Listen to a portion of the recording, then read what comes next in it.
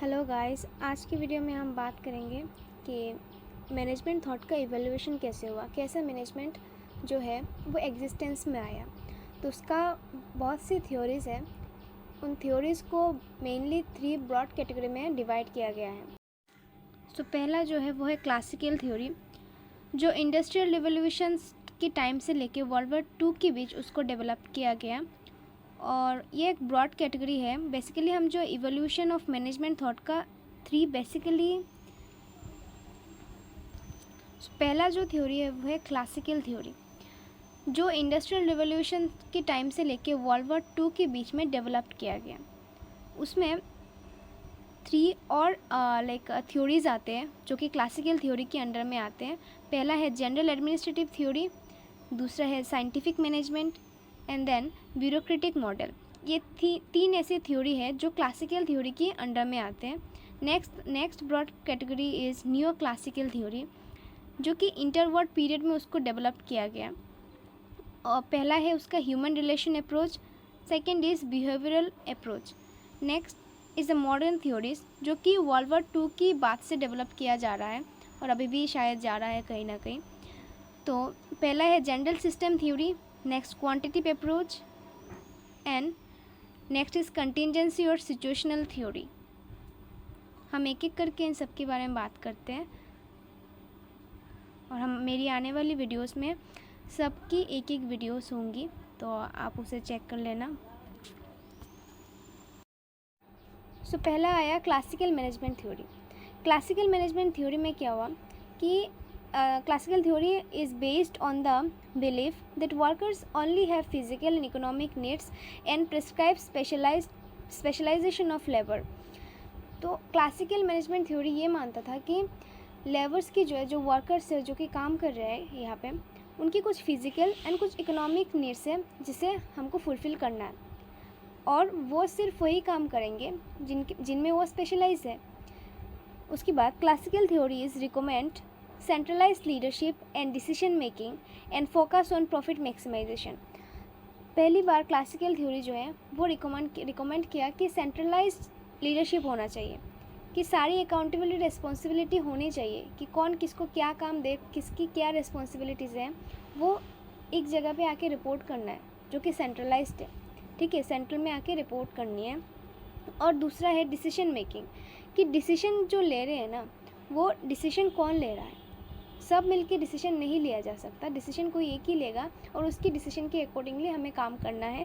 तीसरा है उसका जो मेन फोकस था ऑब्वियसली प्रॉफिट मैक्सिमाइजेशन पे था।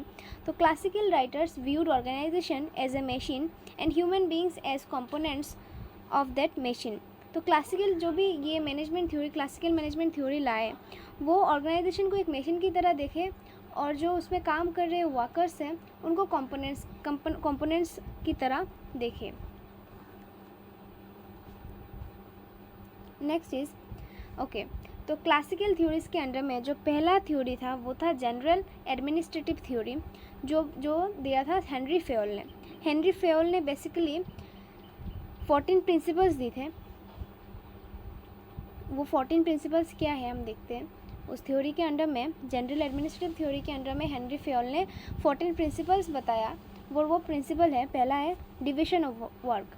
उसमें क्या कहा गया, उसमें कहा गया कि जो भी काम है ऑर्गेनाइजेशन की, उसको डिवाइड किया जाए, कौन क्या काम करेगा ये पहले से डिसाइडेड हो।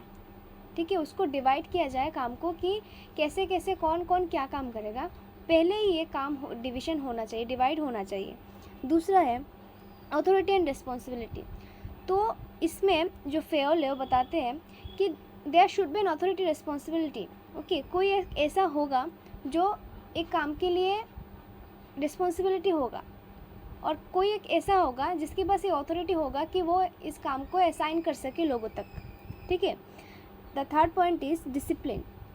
ऐसा नहीं है कि कोई भी एम्प्लॉई 9 बजे में आ गया, कोई एम्प्लॉय 10 बजे आ गया, कोई एम्प्लॉय 11 बजे आ गया, ऐसा चलने से नहीं होगा।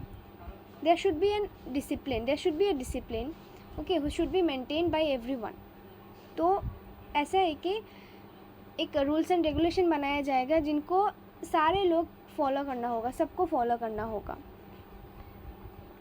And than unity of command. Unity of command ये बताता है कि एक सबऑर्डिनेट को एक ही सुपरवाइज़र जो है वो ऑर्डर कर सकता है, मतलब एक सबऑर्डिनेट एक टाइम पे सिर्फ एक जन का ही बात सुन सकता है, एक ही कमांड वो सुन सकता है। उनको अगर हज़ारों लोग हज़ारें बातें बोलेंगे, एक ही जो काम कर रहे हो वर्कर कह लो, अगर हज़ारों लोग हज़ार बातें बोलेंगे तो किसका काम करेगा। तो ये जो प्रिंसिपल है बेसिकली ये कहता है कि एक सबऑर्डिनेट या फिर एक वर्कर को सिर्फ एक ही मैनेजर जो होगा वो कमांड देगा कि क्या काम करना है। Next is unity of direction. Unity of direction principle basically stated that जो भी काम है ना, जो भी ऑर्गेनाइजेशंस की गोल है उसकी ओर जा रहे हैं, उसकी डायरेक्शन में जा रहे हैं। ऐसा नहीं है कि कुछ ऐसा काम हो रहा है जो एम्प्लॉयज़ की, जो ऑर्गेनाइजेशन की गोल्स में है ही नहीं। तो सारी जो इफ़ोर्ट्स है ना एम्प्लॉयज़ की, वो ऑर्गेनाइजेशन की गोल को अचीव करने में लगा हुआ है, ऐसा होना चाहिए। Next is subordination of individual interest to general interest. So इसका मतलब क्या है? इसका मतलब सीधा सा मतलब ये है कि जब भी कोई एम्प्लॉय आपके ऑफिस में या फिर आपके ऑर्गेनाइजेशन में काम कर रहा है, उसका खुद का कुछ पर्सनल इंटरेस्ट है। किसी का ये हो सकता है कि उसको ज़्यादा से ज़्यादा सैलरी कमाना है, किसी का ये हो सकता है कि उसका प्रमोशन चाहिए होता है, किसी को ट्रेनिंग चाहिए होता है। तो आपको ये देखना पड़ेगा कि उसका इंटरेस्ट कहाँ पे है, उसको प्रमोशन चाहिए, उसको सैलरी ज़्यादा चाहिए, क्या है। तो आप देखने के बाद उनको समझाना होगा कि ठीक है, आप हमारे लिए काम कीजिए, हम आपको प्रमोशन देंगे, ऐसा ऐसा अगर हुआ, हमारा सेल्स इंक्रीज़ हुआ तो हम आपको प्रमोशन देंगे, ठीक है। तो ऐसा ही वही होता है subordination of individual interest to general interest. General interest का मतलब है कि ऑर्गेनाइजेशन की जो इंटरेस्ट है उसको उससे, और जो आपके वर्कर्स की जो इंटरेस्ट है उसको आपको लिंक करना पड़ेगा। Remuneration of personal. तो इसमें फेओल क्या कहते हैं कि जो भी एम्प्लॉयज़ हमारी ऑर्गेनाइजेशन में काम कर रहे हैं उनको अच्छा खासा एक ढंग का सैलरी देना चाहिए जो कि फेयर है, और वो सेटिस्फाइड रहे इस सैलरी के साथ। ऐसा एक सैलरी डिसाइड करके उनको देना है। और उसने ये भी कहा कि उनको कुछ नॉन फाइनेंशियल बेनिफिट्स भी देना चाहिए, जो कि बेसिकली जो बड़ी बड़ी कंपनीज़ होती हैं उनके लिए है, क्योंकि छोटी कंपनी ये सब एफोर्ड नहीं कर सकता। तो बड़ी कंपनी के लिए उन्होंने ये कहा कि उनको फिनेंशियल बेनिफिट तो फाइनेंशियल बेनिफिट्स देना चाहिए, ठीक है।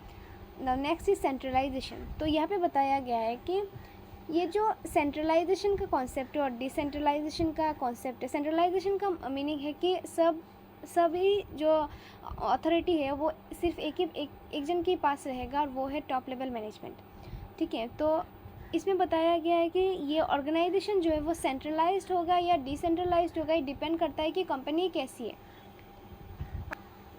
और फेओल हमें ये बताते हैं कि there should be a balance between this two, कि ऐसा नहीं है कि सब कुछ सेंट्रलाइज्ड हो, ऐसा नहीं है कि सब कुछ डिसेंट्रलाइज्ड हो। उसमें एक बैलेंस रहना चाहिए कि ठीक है, इतना तो सेंट्रल से पूछ के ही करना पड़ेगा, और बाकी इतना काम डिसेंट्रलाइज्ड है, ठीक है। बाकी जो मिडिल लेवल के मैनेजर्स है वो ठीक है, वो डिसीजन ले सकते हैं इसके बारे में। Now next is scalar chain. Fayol क्या कहते हैं कि जो भी अथॉरिटी है, स्केलर चेन का मतलब है जो भी अथॉरिटी है, जो भी मतलब जो हमारे टॉप लेवल पे है, वो कम्युनिकेट करेंगे हमारे मिडिल लेवल, उसके बाद लोअर लेवल मैनेजमेंट के साथ। और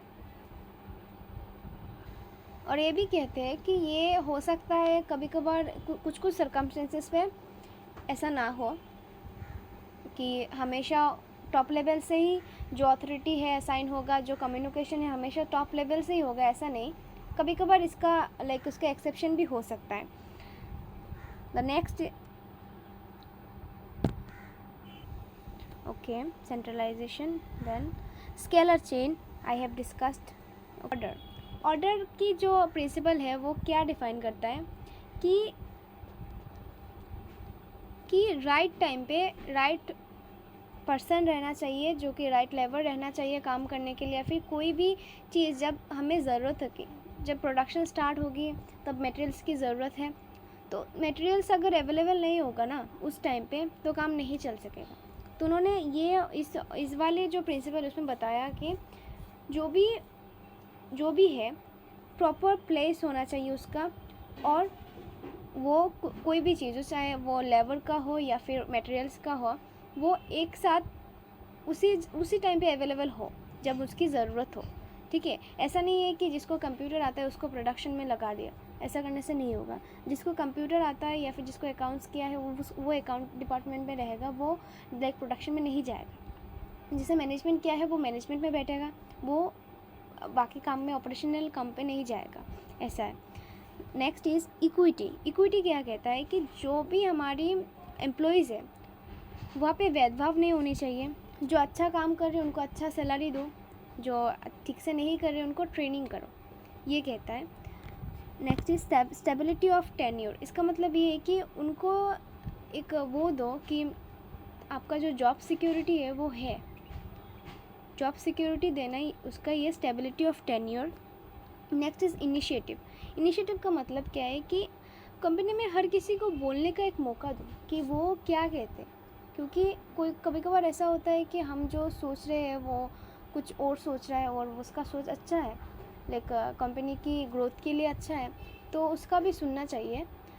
सुन के डिसीजन बाद में लेंगे हम, ओके। तो उसको बोलने का मौका देना चाहिए। पहले जो था ना, लाइक इंडस्ट्रियल रिवॉल्यूशन से पहले, तब ऐसा था कि लाइक एम्प्लॉयज़ को बोलने का मौका तक नहीं दिया जाता। ऐसा होता कि बहुत लाइक क्रिएटिव जो होते हैं हमारे एम्प्लॉयज़ थे, बट उनको बोलने का मौका नहीं दिया गया, तो उनकी क्रिएटिविटी कभी निकली ही नहीं।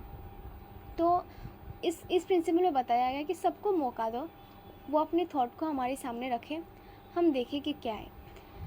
Next is spirit D corps. ये बेसिकली स्पिरिट डी कॉर्प्स ये बेसिकली ये कहता है कि, और ये एक एक्सटेंडेड वर्जन है यूनिटी ऑफ कॉमन का, जिसमें ये बताया गया है कि यूनिटी इज़ स्ट्रेंथ।